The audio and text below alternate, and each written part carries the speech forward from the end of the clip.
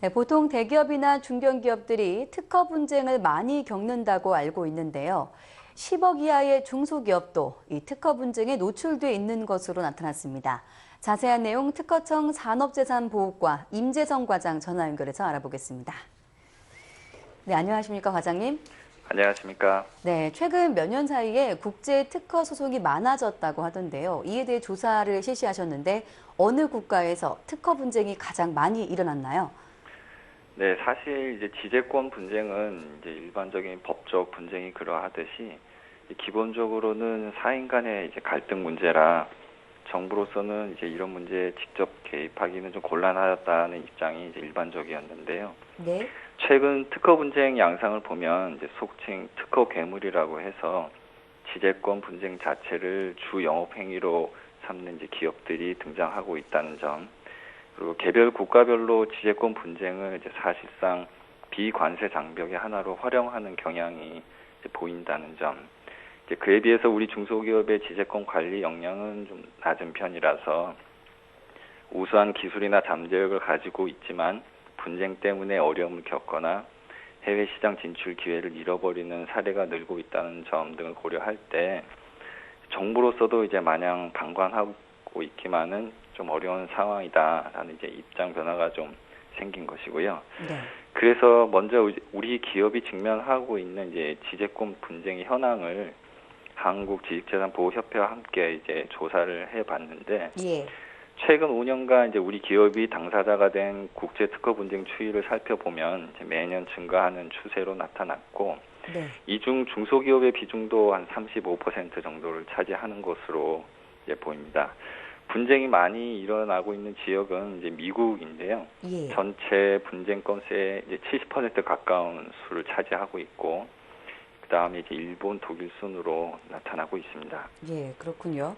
네, 이 특허 분쟁이 산업별로 다른 특징을 보인다고 하던데요. 조사 내용 좀 자세히 설명해 주시죠.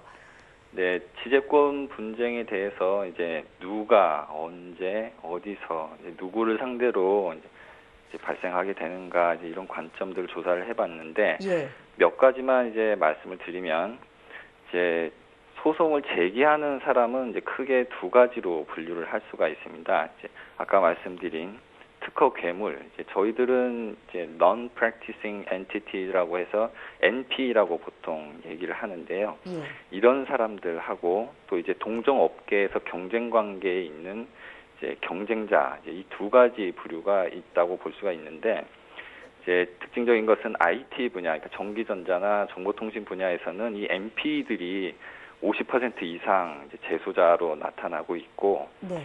또 화학이나 바이오 같은 경우는 이제 동종 업계에 있는 경쟁자들이 자신들의 이제 시장을 방어할 목적으로 제소하는 비율이 월등히 높다라는 것입니다. 그래서 IT 분야 같은 경우는 NP에 대한 이제 공동 대응 노력이 이제 중요한 대안으로 이제 부각될 수가 있을 것 같습니다. 그리고 뭐 하나만 더 소개를 해드리면 아까 이제 초두에 말씀하신 이제 매출액과 관련된 예. 정보인데 소송이 걸린 기업들의 매출액을 조사해서 저희가 이제 분쟁 진입선이라는 개념을 한번 만들어 봤습니다. 네. 가령 반도체나 유선통신 분야는 매출액이 10억이 안 되는 기업들도 이제 분쟁의 대상이 되는 것으로 나타났습니다. 다시 말해서 이 분야에서는 매출액이 10억 원만 돼도 분쟁 진입선에 들어와 있다라는 의미인데 산업별로 이런 분쟁 진입선을 잘 모니터를 하면은 자신들이 이제 이 선에 들어와 있다 할 경우에